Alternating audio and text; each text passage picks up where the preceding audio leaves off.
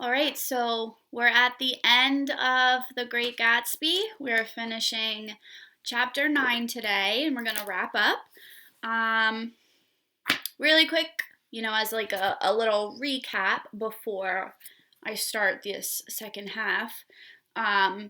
We know that Nick is kind of in the process of planning the funeral for Gatsby, and he's trying to contact people, but he's having trouble getting a hold of people that he thought were friends with Gatsby, um, which is a surprise to him. It's a surprise to us too because of how popular Gatsby's parties were and, the amount of people that came.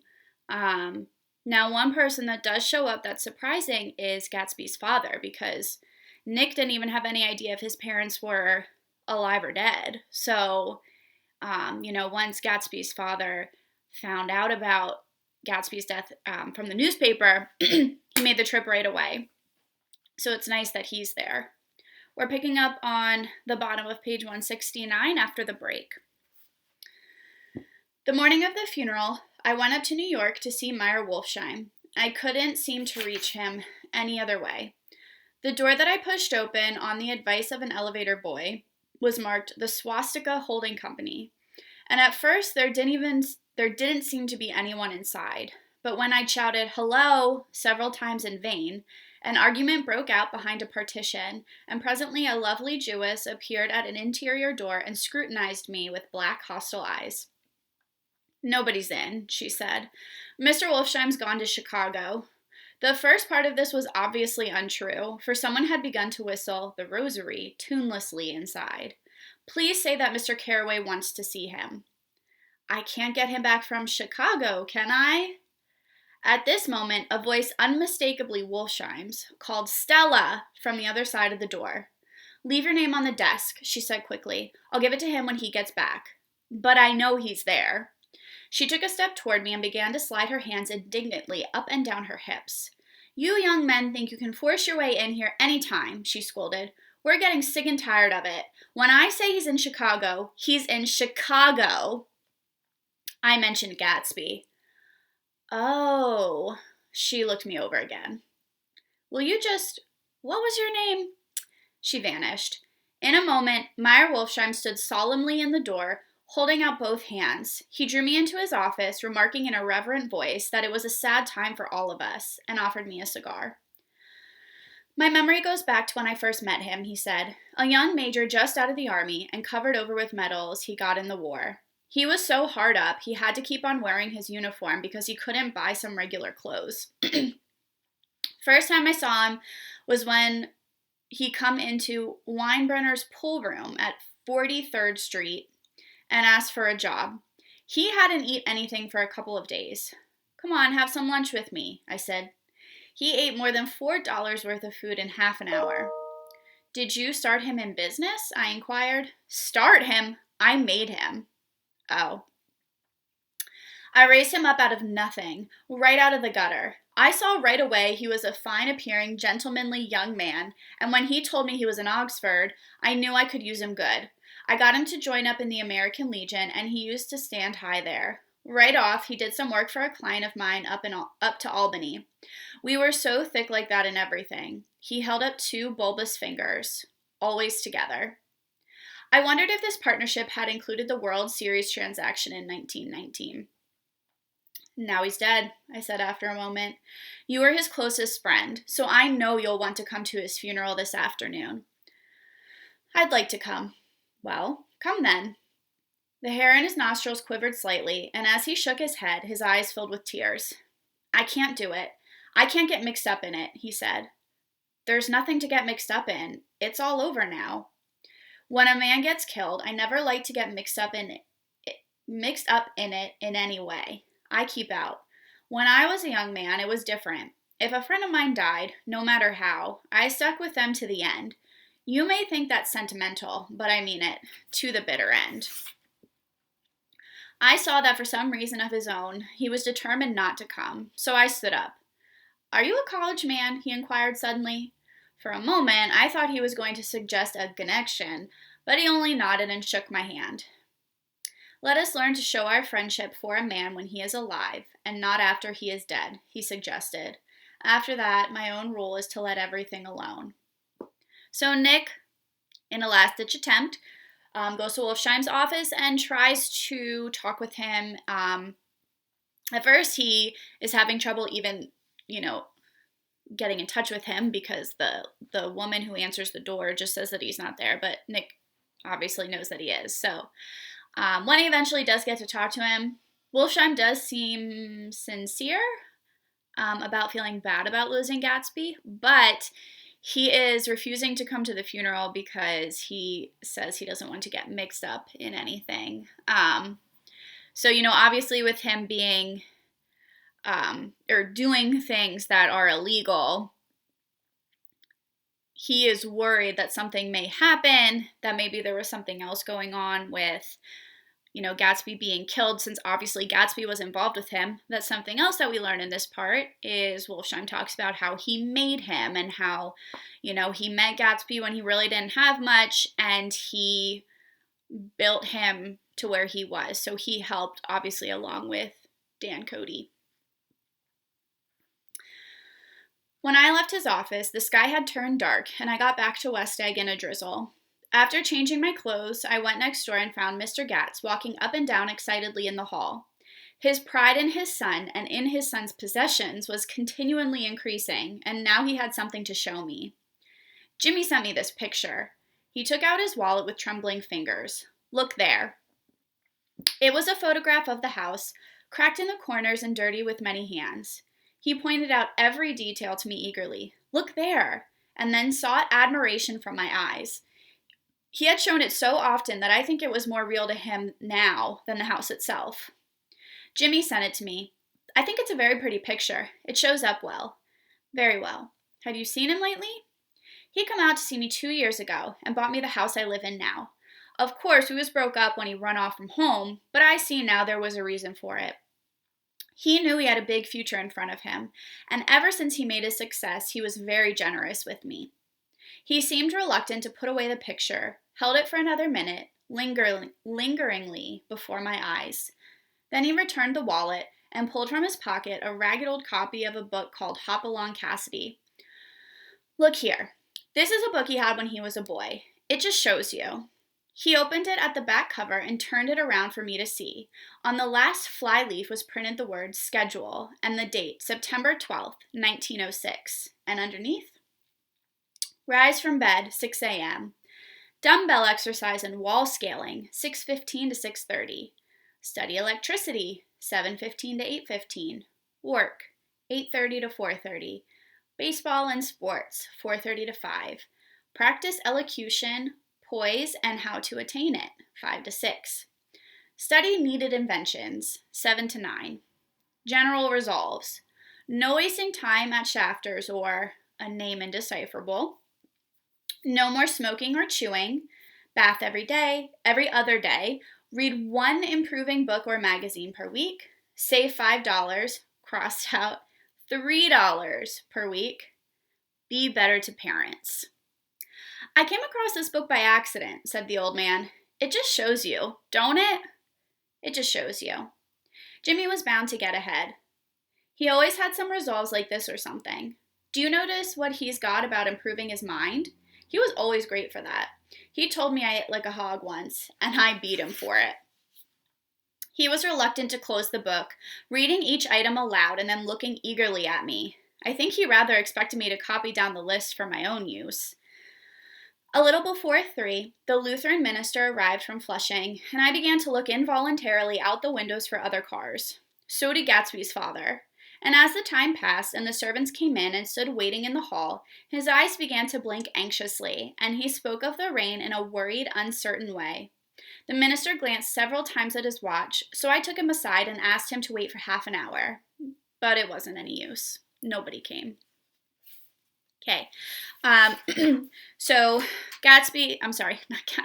Nick returns home without Wolfsheim, and, he starts talking to Gatsby's father, who's so excited about being in his son's house and seeing all the things that he worked for and achieved himself.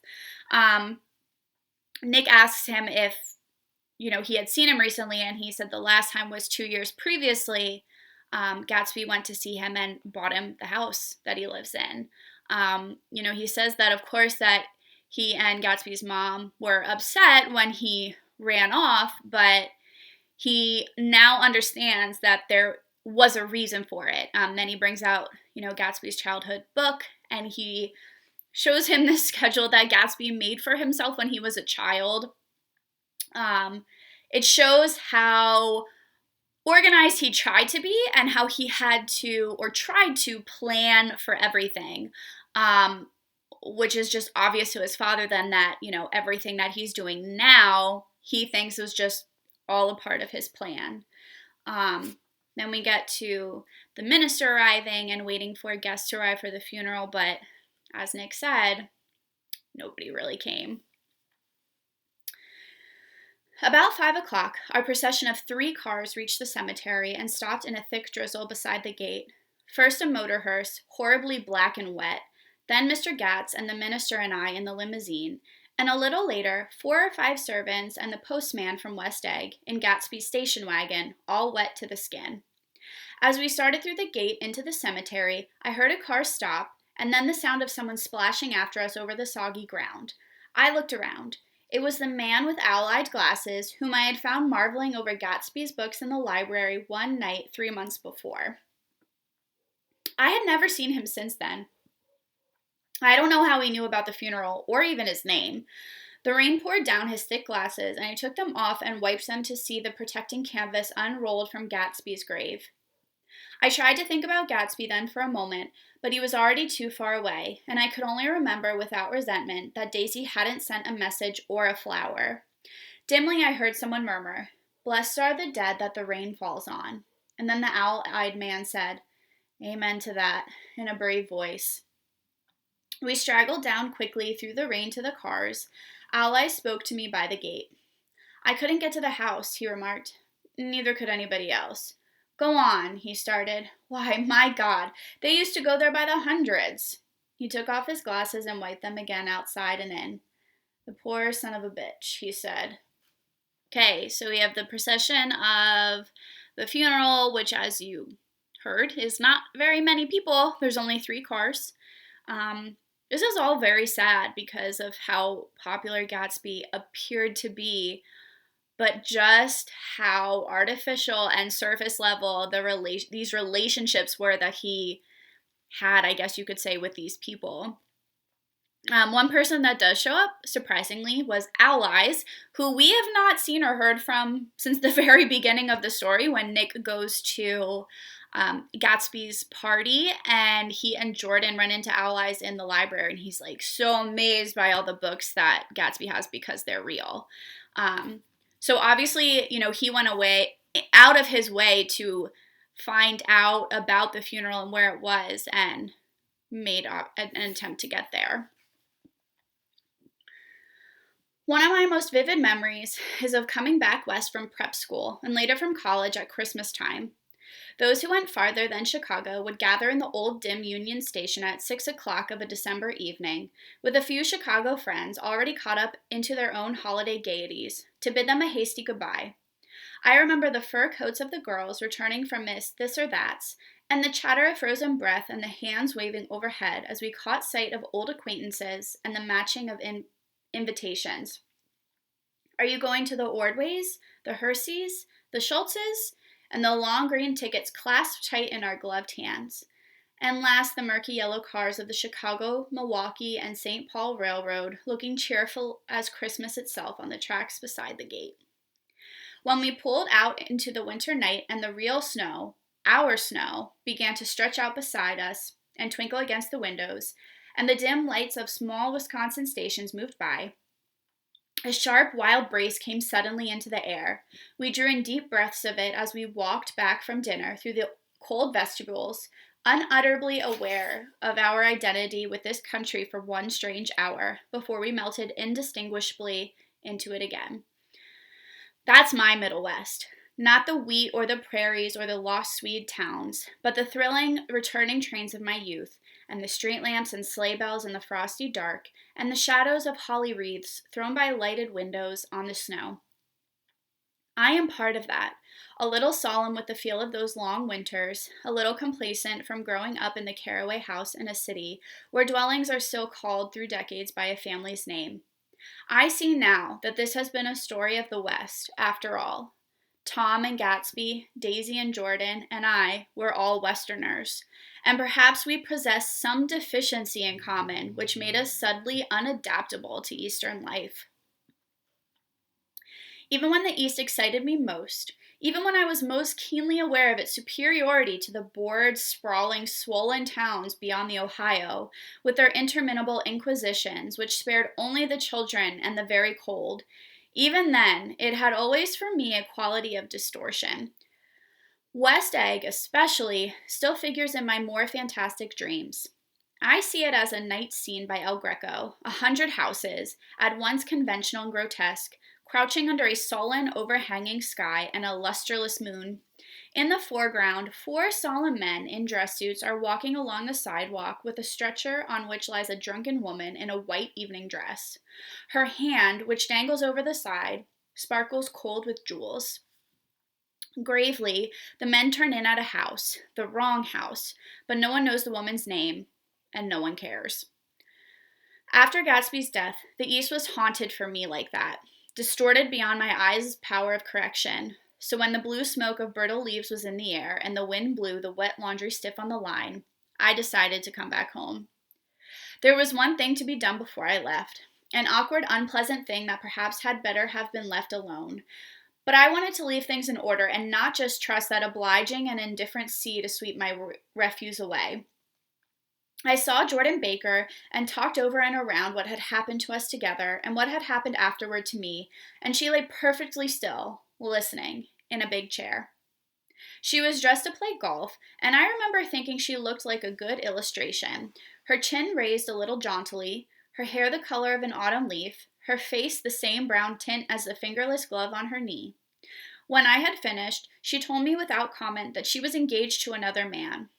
I doubted that, though there were several she could have married at a nod of her head, but I pretended to be surprised. For just a minute, I wondered if I wasn't making a mistake. Then I thought it all over again quickly and got up to say goodbye. "Nevertheless, you did throw me over," said Jordan suddenly. "You threw me over on the telephone. I don't give a damn about you now, but it was a new experience for me, and I felt a little dizzy for a while." We shook hands. "Oh, and do you remember," she added, "a conversation we once had about driving a car?" "Why, not exactly." "You said a bad driver was only safe until she met another bad driver?" "Well, I met another bad driver, didn't I?" "I mean, it was careless of me to make such a wrong guess. I thought you were rather an honest, straightforward person. I thought it was your secret pride." "I'm 30, I said. "I'm 5 years too old to lie to myself and call it honor." She didn't answer. Angry and half in love with her and tremendously sorry, I turned away. So Nick talks a little bit about the transition between the West and East, because remember, he did move from the West to the East.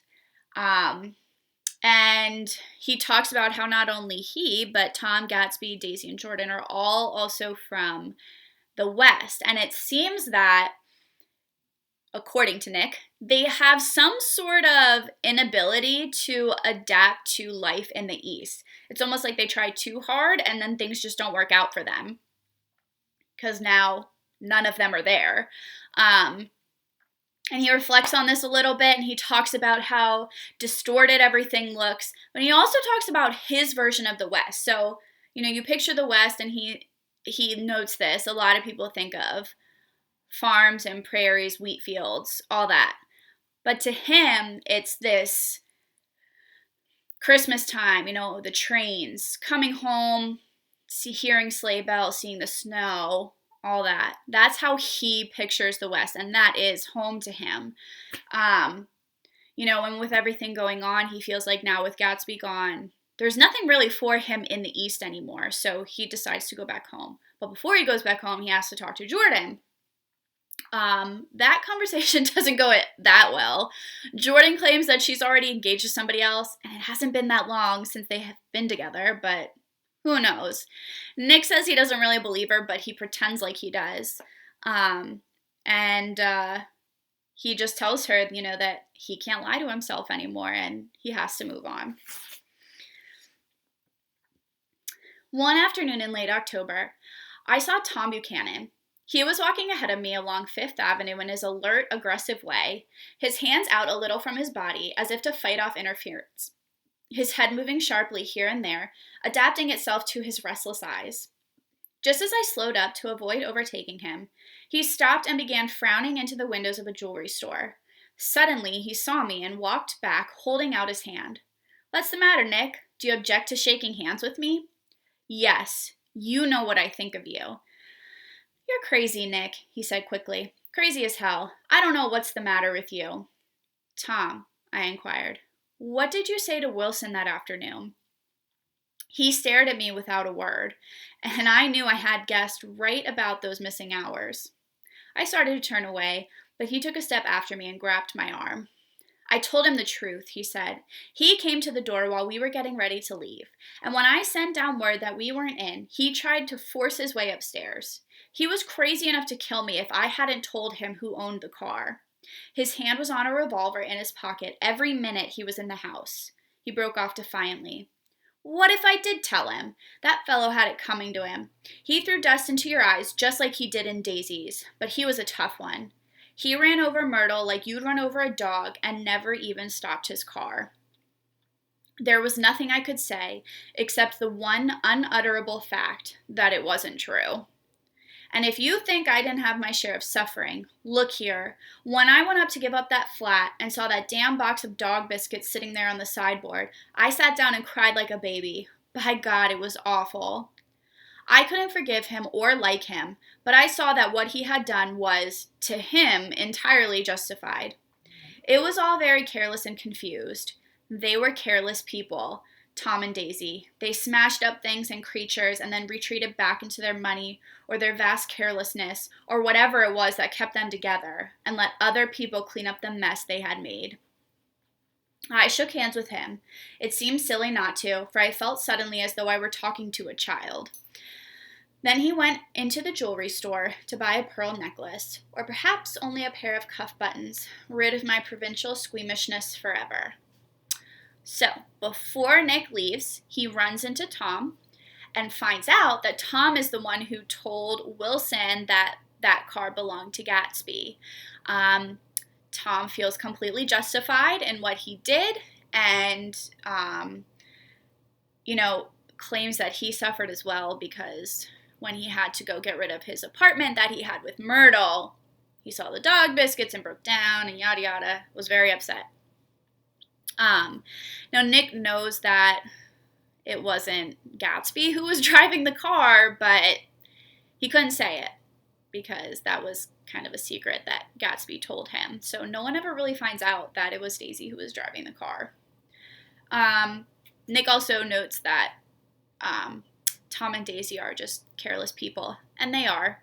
So this is just, one example of that, of them kind of coming in and doing whatever they want, hurting whomever without really a second thought, because their money is always what saves them.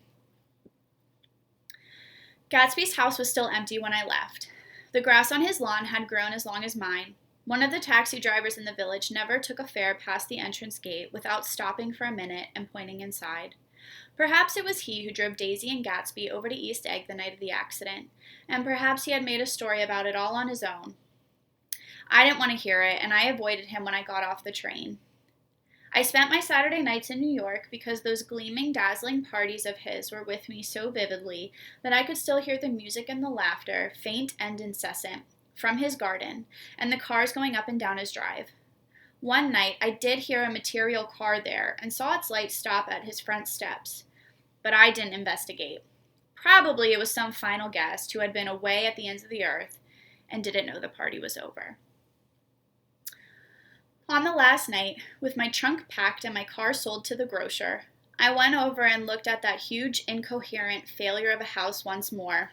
On the white steps, an obscene word scrawled by some boy with a piece of brick stood out clearly in the moonlight, and I erased it, drawing my shoe raspingly across the stone. Then I wandered down to the beach and sprawled out in the sand. Most of the big shore places were closed now, and there were hardly any lights except the shadowy, moving glow of a ferry boat across the sound.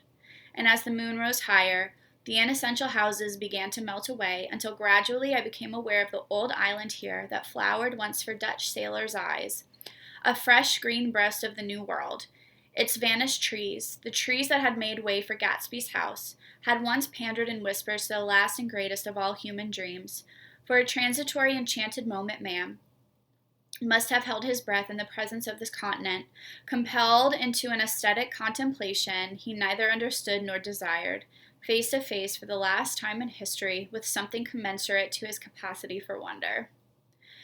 And as I sat there brooding on the old, unknown world, I thought of Gatsby's wonder when he first picked out the green light at the end of Daisy's dock. He had come a long way to this blue lawn, and his dream must have seemed so close that he could hardly fail to grasp it.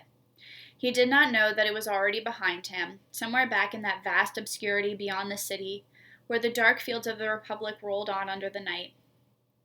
Gatsby believed in the green light, the orgastic future that year by year recedes before us. It eluded us then, but that's no matter. Tomorrow we will run faster, stretch out our arms farther, and one fine morning. So we beat on, boats against the current, borne back ceaselessly into the past. This is one of my favorite books ever, even though it really has such a sad ending. So at the end of this, right before Nick leaves, he's reflecting on America. We all know that there's this American dream that people have. White picket fence, house, family, car, good job, all that. And, he compares the people coming over from Europe, discovering America, and creating a space for themselves here. And he compares that idea to Gatsby's discovery of the green light at the end of Daisy's dock and how that kind of represented his American dream, because that's what he wanted. He wanted Daisy. He wanted the American dream and that type of life with Daisy. He got part of it. He got the huge, beautiful house, really nice car, job. He had parties, so it was at least kind of social, even though we know his relationships with people were kind of fake. Not necessarily on his end either, but, just the people that he surrounded himself with.